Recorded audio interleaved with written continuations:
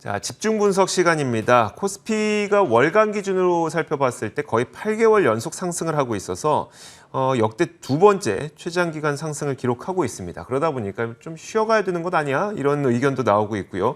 자, 과연 우리 시장 앞으로 어떻게 돼야 될지, 그리고 여기에 대한 우리의 전략은 어떤 것이 맞을지, 대신증권 이경민 투자전략팀장 함께하도록 하겠습니다. 어서 오세요. 네, 안녕하십니까? 네, 안녕하세요. 네. 자, 일단 그 코스피 방금 말씀드렸던 건 좀 어떠세요? 그러니까 좀 쉬어가야 된다라는 의견에 대해서 어떻게 보세요? 월간 단위로 본다면 8개월 상승이지만 주간 단위로 본다면 지금 올해 1월 초에 고점을 기록한 뒤에 20주 이상 박스권 등락을 반복해 왔거든요. 네네. 그렇게 본다면은 8개월 동안 상승을 했지만 그 폭이 제한적이었고 등락 과정에서 좀 박스권을 이어갔다면 오히려 지금부터는 좀 변동성이 커질 수 있는 위쪽이든 아래쪽이든. 그런데 지금 펀더멘털 환경이나 기업 이익 환경을 봤을 때는 위쪽일 가능성이 높지 않을까 생각합니다. 아래쪽으로는 좀 그렇고. 네. 그래서 저는 전반적인 흐름들이 지금은 위쪽 방향을 가리키고 있다라는 말씀을 드리고 있고요. 특히 경기 회복세가 좀 빨라진다는 점, 그리고 기업 이익 전망치가 글로벌 전반적으로 한국까지도 계속적으로 상향 조정되고 있다는 점, 펀더멘탈 모멘텀이 강해지고 있다는 점들에 좀 주목해서 보자라는 말씀 드리고 있습니다. 그렇다면 그 올라가는 과정에서 누구의 힘으로 우리는 올라가게 될 것이냐, 개인들이 다시 한번 그만큼 버텨줄 것이냐, 아니면 외국인들이 좀 들어올 것이냐, 어떻게 보세요? 저는 외국인 순매수 유입 가능성 높다라고 생각을 하고 있습니다. 그러면은 왜 최근 5월부터 최근까지 외국인이 적극적으로 들어오지 않냐? 5월 달에 보면은 외국인 매도의 대부분이 아니면은 지금 매도로 기록됐던 규모보다 더 많은 규모가 공매도로 출회됐습니다. 8.5조를 팔았는데 9.4조가 지금 공매도였거든요. 5월 한 달 동안. 그리고 최근까지도 공매도 압력이 있다 보니까 그로 인해서 외국인 수급이 굉장히 안 좋은 것처럼 보이지만 내면적으로는 최근 들어서 순매수한 업종들도 많아지고 있고요. 그리고 반도체에 대한 매도 규모도 굉장히 줄어들고 있다라고 생각하고 있습니다. 앞서 말씀드렸던 것처럼 글로벌 경기나 기업 이익이 좋아지는 그림, 그로 인해서 한국 수출이 좋아지고 한국 기업 이익도 긍정적으로 변하고 있다는 점들을 좀 주목해서 볼 필요가 있다라고 생각하고 있고요. 관건은 환율이다라고 생각하고 있습니다. 외국인 수급이 들어오려면은 원달러 환율이 지금 1130원대에서 등락을 반복하고 있는데 이게 1120원대, 1110원대로 내려간다라는 그림이 만들어지게 된다면 외국인 순매수는 충분히 가능하다라고 생각을 하고 있고요. 이런 펀더멘탈 동력 플러스 외국인 수급 개선을 감안해 봤을 때 저희 대신증권에서는 하반기 그리고 2021년 내 코스피 3630까지는 충분히 가능한 레벨이다라고 말씀드리고 있습니다. 하반기에 3,600에서 3,700 사이 정도는 그래도 갈 수 있겠다. 갈 수 있다라는 말을 저는 4월 초부터 계속 말씀드렸긴 했는데 최근 보면은 실적 전망이 굉장히 빠르게 올라왔거든요. 영업이익 전망이 208조고 순이익 전망이 162조입니다. 이렇게 본다면은 좀 레벨이 많이 올라온 거 아닌가라고 고민하실 수도 있는데 경제 성장률이 글로벌 전체적으로는 6%, 미국이 7%를 기록할 것으로 예상되는 상황에서 매출액 증가율이나 영업이익률, 순이익률을 봤을 땐 아직까지 2017년 고점 수준에서 조금 벗어나 있거든요. 2017년 GDP 성장률이 3.8%, 지금은 6%. 경기 모멘텀 자체, 강도 자체가 달라져 있는 상황에서 눈높이가 아직 높다라고 말씀드리기는 어렵기 때문에 저는 추가적인 실적 전망치 상향 조정 충분히 가능하다는 말씀을 드리고 있습니다. 그러니까요. 좋습니다.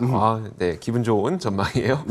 자, 하지만 이제 금리라는 변수가 좀 남아있는 상태이기 때문에 하반기로 가면서 이 금리라는 변수의 시장은 민감해질 것 같으세요? 오히려 좀 둔감해질 것 같으세요? 민감해지면 좋겠죠. 저희는 대신증권에서는 이제 물가나 금리 상승 압력은 정점을 통과했다라는 말씀을 드리고 있고요. 이제 특히 3분기에는 물가든 금리든 좀 하향 안정세를 보일 수 있다는 말씀을 드리고 있는데요. 그러면은 되게 의아하시는 것들이 테이퍼링에 대한 얘기들을 많이 하시더라고요. 근데 말씀드리고 싶은 것은 테이퍼링은 긴축이 아닙니다. 그렇죠. 많은 분들이 테이퍼링에 대해서 굉장히 불안해 하시는데요. 테이퍼링은 어마어마한 유동성을 공급한 데 따른 좀 정상화, 그러니까 통화정책을 정상화하겠다는 차원에서 유동성 규모를 점점 줄여나가겠다는 것이죠. 그렇게 본다면 유동성 흐름들의 방향성이 바뀌었냐? 그렇지 않습니다. 테이퍼링이 시행된 이후에도 점진적이나마 유동성 공급은 계속됩니다. 이렇게 봤을 때 유동성의 흐름들이 바뀌진 않았다라는 생각을 하고 있고요. 그리고 테이퍼링이나 이런 부분들에 대한 불안감들은 1, 4분기 금리 상승에 상당 부분 녹아 있지 않나라는 생각을 하고 있습니다. 이렇게 봤을 때 채권 금리가 그리고 물가 상승 압력이 점차 3, 4분기에 좀 안정을 보이는데면 뭐 성장주라든지 뭐 실적이 수반된 성장주라든지 뭐 수출주라든지 이런 쪽들이 좀 주목받을 수 있는 환경이 만들어질 수 있다는 생각을 하고 있습니다. 기존의 시장에 연준이 100을 풀어줬다면 네.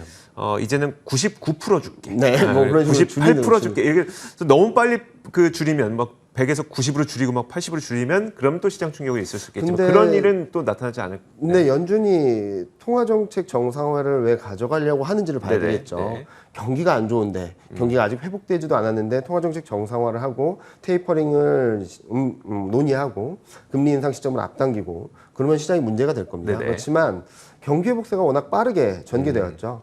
2020년 4월만 하더라도 경기 회복 없다. 뭐 L자형 패턴까지도 그러니까요. 말씀들을 많이 네. 하셨는데 지금은 이미 올해 안에 웬만한 국가들은 주요 국가들은 코로나19 이전 수준으로 경기 회복이 나타나게 됩니다. 그에 따른 통화정책 정상화라는 점을 감안해서 본다면 경기 흐름들이 꺾이지만 않는다면 시장의 충격은 제한적일 거라고 생각을 하고 있습니다. 알겠습니다. 자, 어쨌든 이제 우리가 앞으로 가야 될 길은 테이퍼링은 뭐 어쨌든 겪어야 될 일인 네. 거고 그 이후에 우리가 겪어야 될 일은 어쨌든 금리 인상은 또 네. 가야 되는 거고 그 네. 시점에 문제가 있겠지만요. 어쨌든 그러면 이런 방향으로 우리가 흘러가게 된다면 여기에 대비해서 뭐 금융주라든지 배당주 뭐 이런 걸 담아야 된다 이런 의견들이 있는데 어떻게 보세요? 뭐 저는 그 의견에 좀 동의할 동의하지 않는 없으신가요? 상황이거든요. 네네. 아까도 말씀드렸지만 네. 저희는 3분기 중에는 금리나 물가 하향 안정세를 볼 수 있다라고 네네. 말씀을 드리고 있기 때문에 오늘도 보시면 아시겠지만 뭐 금리가 좀 하락하게만 네네. 된다 하더라도 그동안 많이 올랐던 금융주라든지 시클리컬들이 굉장히 충격을 받는 모습들을 보여주고 네네. 있거든요.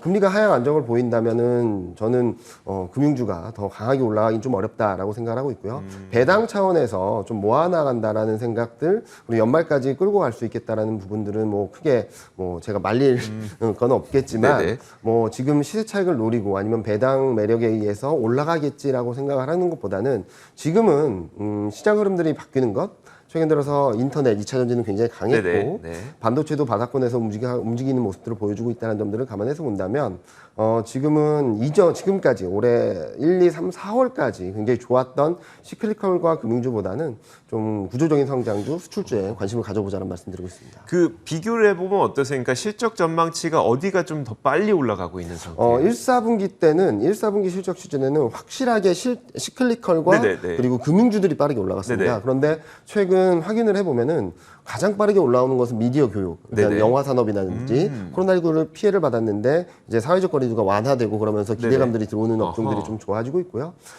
좀 눈에 띄는 부분은 반도체 업종 실적 전망이 계속적으로 올라오고 있다는 점들이죠. 네. 그리고 IT 업종 전반적으로 실적 기대감들이 들어오고 있고요. 그리고 에너지, 철강 뭐 이런 업종들도 올라오고 있는데 좀 지켜봐야 될 것은 물가나 네. 금리 상승 압력이 정점을 통과하고 하향 안정세를 보인다면 이런 기대감들을 선반영한 그리고 가격 변수에 대해서 기대감들이 컸던 업종들이 더 올라갈 수 있을지에 대해서는 좀 고민스럽다라고 말씀드릴 수 그게 있을 것 무슨 같습니다. 말씀이세요? 그러니까 선반영한 업종이 더 올라갈 수 있을지 고민스럽다는 게 어떤 의미? 그러니까 실적이 좋아지고 네네. 물가의 상승에 대한 기대감들이 올라오고 네네. 금리가 올라오는 과정, 그러니까 특히 1, 4분기 때까지 굉장히 좋았던 업종들은 네. 이렇게 되면 실적이 좋아질 거야라는 네. 기대감들로 주가가 굉장히 많이 올랐지 그렇죠. 않습니까? 네. 그러다가 최근 들어서 물가나 금리가 정점을 통과하는 시그널이 나오면서 좀 하향 안정세를 보이거나 조정 양상을 네. 보이고 있는데 실적에 대해서 기대감들이 또 한 번 들어와서 반등을 할 수는 있겠지만 네. 이전처럼 시장을 이끌어가는 그러니까 시장의 중심에 서서 쭉쭉 상승하는 그림을 만들어가기는 좀 어렵지 않을까라는 생각을 하고 있어서요. 네. 저희는 기본적으로 구조적인 성장주와 수출주는 계속적으로 담아가자. 네네. 그리고 시클리컬과 금융주는 반등 시 좀 비중을 점점 줄여나가자라는 차원에서 말씀드리고 있습니다. 저희가 이제 하단으로 보내드렸던 그 메시지는 이거였었거든요. 그래서 하반기 유망업종 여기 다 포함되는 거긴 네. 해요. 반도체, 자동차, 2차 전지, 인터넷 이쪽이 좀 유망해 보인다라는 내용을 전해주신 건 이제 좀 그렇게 표현을 해주신 건데 네. 좀 이거 하나씩 좀 네. 분류해 주시면 어떨까요? 일단 뭐 인터넷 좋은 것은 네네. 많이들 아실 것 네. 같고요. 뭐 최근 워낙 많이 올랐기 때문에 좀 쉬어가는 듯한 그림은 나오고 있지만 뭐 성장성이 꺾였다 그렇게 네. 보기는 어렵죠. 네. 그리고 2차 전지 최근 들어서 인프라 투자 정책 미국 바이든 행정부의 인프라 투자 정책에 있어서 전기차 쪽 예산이 좀 많이 삭감되다 보니까 네네. 좀 불안감들이 들어오곤 있는데 뭐 유럽에 이어서 미국으로까지 투자를 확대하면서 거기서 새로운 성장 동력을 확보하고 있다는 점에 있어서 계속적으로 네. 주목받을 수 있다라고 생각을 합니다. 특히 인터넷하고 2차 전지 쪽은 뭐 실적이 계속적으로 상향 조정되긴 했는데 네. 상반기 내내 할인율 압박, 그러니까 물가가 오르고 네. 금리가 오른 데에 따른 밸류에이션 부담 때문에 굉장히 눌려 있었는데요. 이런 부담들이 덜어내게 된다면 실적을 반영하면서 좀 상승 레벨을 주가 레벨을 올려갈 수 있다고 생각합니다. 네. 가장 고민되는 것은 반도체하고 자동차겠죠. 그러니까요. 네. 많은 분들이 걱정을 하시고 네. 좀 되지 쉽지 않지 않겠냐라는 말씀들을 많이 하시는데요. 일단은 반도체 공급망 차질 이슈가 네. 2분기가 최저점으로 최악의 상황에서 벗어난다라는 전망이 나오고 있고요.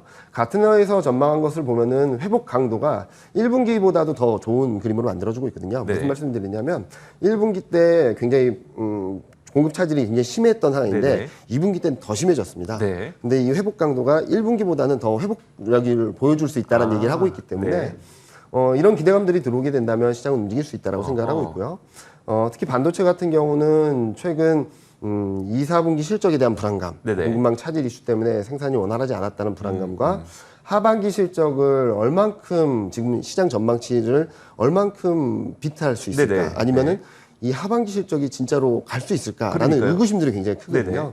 그래서 7월 초에 있을 삼성전자의 실적 가이던스 발표, 네. 그리고 7월 말에 있을 각 기업들의 실적 발표와 그리고 하반기 실적 가이던스들이 어떻게 나오는지가 중요하다고 생각을 하는데요.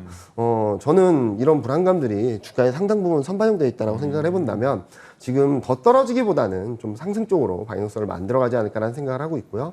이런 기대감들이 실적 전망으로 녹아들고 있고 밸류에이션 매력으로 녹아들고 있기 때문에 저는 하반기에는 반도체, 자동차 그리고 인터넷, 2차 전지 요 네 업종을 핵심으로 들고 가시고 뭐 그동안 좀 지지부진했던 네네. 그런 종목들이 좀 트레이딩 바이 차원에서 코로나19 피해주와 내수주들이 소비주들이 움직일 수 있다라고 생각하고 있습니다. 그러니까 뉴스 나오고 실적 확인하고 보고 그 다음에 들어가면 항상 늦기 때문에 그쵸. 차라리 자동차, 반도체 이쪽은 지금 들어가는 게 남들보다 저는 지금 네. 가격대도 충분히 매력적이다라는 말씀을 드리고 있고요. 네. 지금 현재 시점에서 뭐 더 떨어지기도 쉽지 않은 네네, 가격대까지 와 그러니까요. 있다고 생각하고 있습니다. 알겠습니다. 자, 지금까지 대신증권 이경민 투자전략팀장과 함께 이야기 나눠봤습니다. 오늘 말씀 고맙습니다. 네, 감사합니다. 자, 출발 성공 투자도 여기서 인사드리도록 하겠습니다. 남은 저희 머니투데이 방송과 함께 하시면서 오늘도 성공 투자하시길 바라겠습니다. 함께 해주신 여러분 고맙습니다.